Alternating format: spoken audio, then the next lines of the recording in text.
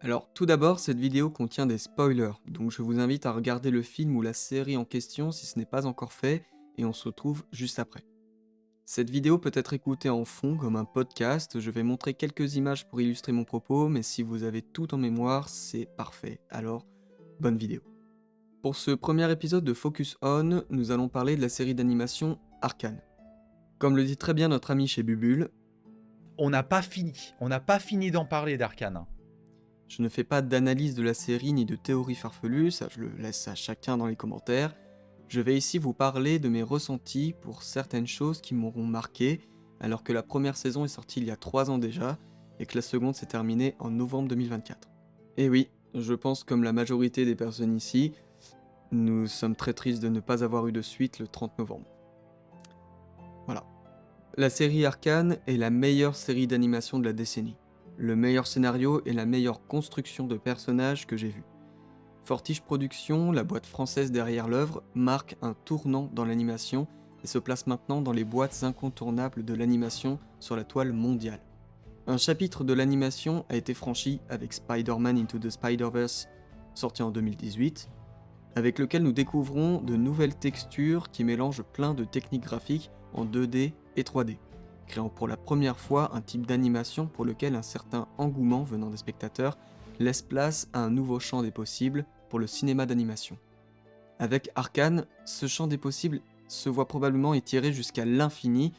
Les entendre dire qu'entre les deux saisons ils se sont améliorés me fait bien rire en voyant ce qu'ils ont pondu dès les premières images. Et il faut savoir que la série Arcane était en développement dès 2013, donc avant même Spider-Man. Piltover et Zone, deux cités pour lesquelles tout peut basculer à tout moment, c'est un concept classique dans le cinéma, le thème de la lutte des classes.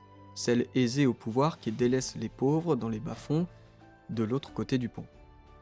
Les thèmes de l'excès, de l'aveuglement par le pouvoir et toujours en vouloir davantage, ainsi que le mépris pour les populations dans le besoin, sont très bien représentés. Le contexte social et économique, nous l'avons dès les premières minutes de la série, ce qui en fait une base solide pour la suite des événements. D'un côté, il y a un besoin de progrès constant vers la puissance et la reconnaissance des autres nations, alors que Piltover n'arrive pas à régler les problèmes internes avec Zone. C'est une construction dans laquelle nous pouvons facilement comprendre les enjeux car c'est très représentatif de la situation actuelle du gouvernement dans le réel. Comment briller aux yeux de tous quand en interne tout se détruit. Zone ressent une oppression offensive de la part de Piltover et donc cherche à se défendre, alors que l'objectif de ces deux cités est d'instaurer la paix.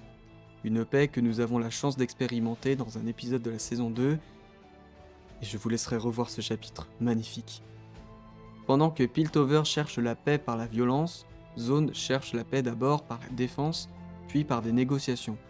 Or, des groupuscules plus radicaux de chacune des faces de cette pièce agissent, créant un cercle vicieux où l'objectif de paix se perd dans les enchaînements d'attaques qui deviennent des réponses de chaque attaque. Les deux camps pensent faire le bien sans voir les réelles conséquences de leurs actes. Alors, je ne vais pas parler des personnages un par un, peut-être que je ferai des mini-retours sur les réseaux pour parler plus en détail de mes ressentis par personnage. Ici, je vais faire un point général sur tout ça. J'ai rarement été témoin de construction de personnages aussi complètes et aussi profondes que celle de cette série. Je suis peut-être passé à côté de certaines choses qui s'en rapprochent, mais je dois dire que j'ai été profondément chamboulé par la puissance de chacune des histoires des personnages. Bien qu'ils évoluent dans la même cité, ils ont chacun leurs origines et leurs évolutions dans cet univers. Aussi, généralement, dans une série, on passe environ 2 épisodes à avoir une mise en place d'un personnage, ce qui peut valoir environ une vingtaine de minutes pour un long métrage. Ici, j'ai l'impression que les personnages sont considérés comme acquis d'une certaine manière. D'une part, car ils sont issus d'un jeu vidéo, dont les joueurs sont le public cible de la série. Ils ont déjà une connaissance du lore, de l'univers et des personnages, bien que celui-ci se voit légèrement modifié par la série sans en toucher les fondamentaux. Personnellement, je suis complètement novice dans le domaine du jeu vidéo, et encore moins dans League of Legends. Je suis resté scotché par l'efficacité de la série à nous présenter les personnages en un seul épisode d'une trentaine de minutes. Et je ne parle pas de présenter un seul personnage, mais bien une dizaine de personnages, le contexte dans lequel ils évoluent, ainsi que les enjeux auxquels ils vont faire face par la suite. Ce premier arc est centré sur les personnages de Jinx et Violet, deux sœurs dont la relation est chaotique de par les intentions de chacune, d'abord pour sauver leur père adoptif Vander, mais par une maladresse de la jeune Powder, les deux sœurs se déchirent. S'ensuit une longue quête de réconciliation malgré la séparation morale qui prend le dessus. Jinx se retrouve dans une famille qu'elle a choisie par manque de soutien de la part de sa sœur. Parce qu'elle s'est sentie abandonnée par la seule famille qui lui restait, elle se voit trouver de l'amour dans la famille qu'elle combattait pourtant pour sauver son père. Vi étant plus grande et plus débrouillarde que Jinx, elle grandit tant bien que mal, sans arrêt partagée entre combattre sa sœur pour la paix ou pardonner. Elle sait que Piltover et Zaun se battent pour la paix entre les deux cités. Vi aura cependant toujours ce côté grande sœur protectrice qui va prendre le dessus lors des affrontements avec Jinx. Elle ne sera vraiment heureuse que quand ce devoir moral protecteur sera achevé. Enfin, pour terminer sur les personnages importants sur les 2 saisons, je voulais parler un peu d'Echo. Quand ils étaient jeunes, lui et Powder étaient tout le temps ensemble. Une réelle amitié qui se transforme en amour naît entre deux. Echo fera face aussi à Jinx, mais elle ne veut pas lui faire de mal et vice versa car ils n'ont que des bons souvenirs entre eux. Dès la première saison, lors de l'affrontement sur le pont, les regards ne trompent pas. Et tout ceci est confirmé dans la 2e saison lorsque Echo se retrouve dans le monde parallèle. Il vit pour la première fois l'amour qu'il a toujours rêvé. Alors qu'il pourrait rester dans ce monde, il sait que ce n'est pas sa Powder. Il décide alors de retourner dans son monde pour sauver les personnes qu'il connaît et qu'il aime. Cet épisode est parfait dans sa construction car pour une fois, le héros ne se contente pas de se laisser guider. Il revient sur ce qui compte vraiment pour lui. Je n'ose pas imaginer s'il était resté là-bas l'expérience d'imposture qu'il allait ressentir. Et la Powder de cet univers l'a bien compris. D'ailleurs, je voulais parler de ce concept d'univers parallèle dont la construction est hyper intéressante. Lorsque Echo est transporté dans cet univers, il n'est pas en double physiquement. Ce n'est que l'esprit avec toute la mémoire qui est projetée dans cette version parallèle du personnage, ce qui facilite grandement l'évolution de l'histoire. Je trouve que ce concept apporte tellement de possibilités narratives pour la suite. Bien sûr, ce n'est pas certain qu'il réutilise cette idée, tant que ces personnages-là, donc Echo, Heimerdinger, Jace, Victor ou encore Jinx et Powder de l'univers parallèle, n'en fassent pas de bruit autour de cette trouvaille. Comme le laissait sous-entendre le showrunner de la série Christian Link, You know, I think what's so cool about Echo and Jinx is that when he tries to convince Jinx that there's like a there is a version of power of her that is so different, you know, and that Right. like is a whole more complete person, and he's seen it. It's not like some theory or him trying to convince her. I think she can feel that when he's like, that version of powder exists, Right. you know, and so I think that's really beautiful, and it really also was Echo what Echo needed, you know, to Right. kind of see like I mean, Powder is such an amazing example of what Zahn can be, you know, and I think that's like worth kind of continuing, you know, their story for. Right. il n'est pas impossible que dans le futur, de nouvelles interactions avec la Powder de l'univers parallèle viennent chambouler leur histoire. Je n'irai pas plus loin dans cet épisode, car il y a beaucoup de choses à dire, mais ce n'est pas une raison pour ne pas continuer le débat dans les commentaires. Étant musicien, je n'ai pas pu retenir mon émerveillement en découvrant tous les titres de la série qui sont maintenant dans ma playlist Spotify. Et j'espère que pour vous aussi.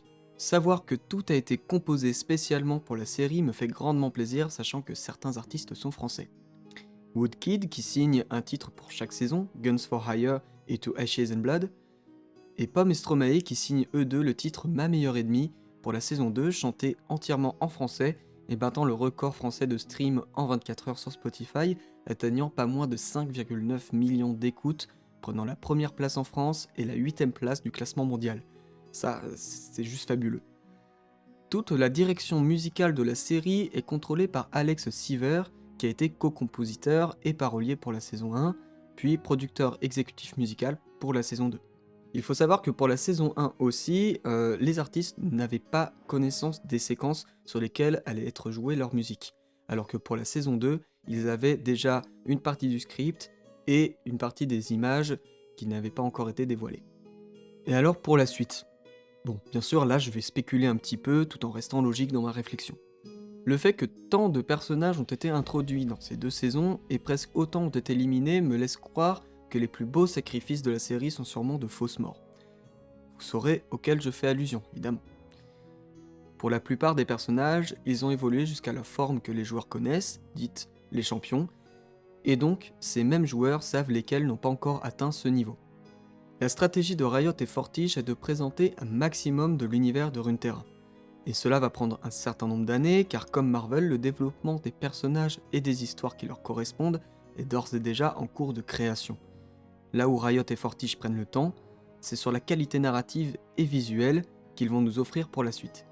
Et rien que pour ça, j'attendrai patiemment de mon côté la sortie de ces tableaux animés. Comme vous l'aurez compris, je découvre tout l'univers de League of Legends et donc de Runeterra qui est le monde dans lequel vivent nos personnages. Ce qui m'a accroché, c'est le fait que nous sommes directement dans l'action. On débarque dans ce monde alors même que les personnages sont déjà dans la merde. Un monde déchiré en quête de paix, un monde où les personnages vivent dans l'incertitude de jours meilleurs, aussi bien pour Piltover que pour Zone. Quand j'ai vu la bande-annonce de la première saison, j'ai d'abord été attiré par la qualité de l'animation et de la proposition graphique qui s'en dégageait. Aujourd'hui, je fonds en larmes quand je me dis que c'est terminé. Mais non, le meilleur reste à venir. Je ne savais pas qu'on pouvait faire vivre autant de tragédies aux personnages en seulement 2 saisons. J'ai très hâte de découvrir la suite des histoires d'Arcane, car l'univers est vaste et riche en lore et en possibilités d'évolution. Il est d'ailleurs certain que nous reverrons nos héros dans les arcs futurs, car je pense que ce que nous prépare Riot et Fortiche, c'est un peu comme le MCU, le Runeterra Universe. Il y a déjà 3 nouveaux arcs, sur Noxus, Iona et Demacia, et ça n'annonce que du bon et du renouveau dans l'animation, car Fortiche ne se repose jamais sur ses acquis, ils sont en constante évolution. Aujourd'hui, il faut avoir des ambitions. Donc on a notre partenariat avec Riot qui nous en est très loin, on en est très content, on ne va jamais dénigrer notre relation avec Riot, c'est quand même nos partenaires aujourd'hui, on a plein de projets qu'on va continuer à développer avec eux, mais c'est vrai que le step logique pour la suite pour Fortiche, c'est de commencer à créer ses propres IP. Et donc de commencer à ne pas être que delegate, mais être executive producer pour des projets variés. Donc on essaie de créer, et Annelise est là pour ça, tout un slate de projets pour pouvoir nourrir un rythme de fabrication chez Fortiche. Et je finirai par une recommandation pour vous permettre d'en savoir un peu plus sur la série Arcane. C'est la série documentaire Arcane Combler le fossé en 5 parties sur la chaîne YouTube League of Legends. J'espère que cette vidéo vous a plu, ça fait longtemps que je voulais faire ça de manière plus chill, au bureau, n'hésitez pas à discuter en commentaire pour réagir ou ajouter vos points de vue sur la série et sur le concept de Focus On. Suivez-moi sur les réseaux qui s'affichent juste en bas de l'image et dont les liens sont dans la description. Aussi, dans la description se trouvent tous les liens des extraits vidéo que j'ai utilisés. Merci à toutes et tous pour votre écoute et à bientôt pour un nouvel épisode de Focus On.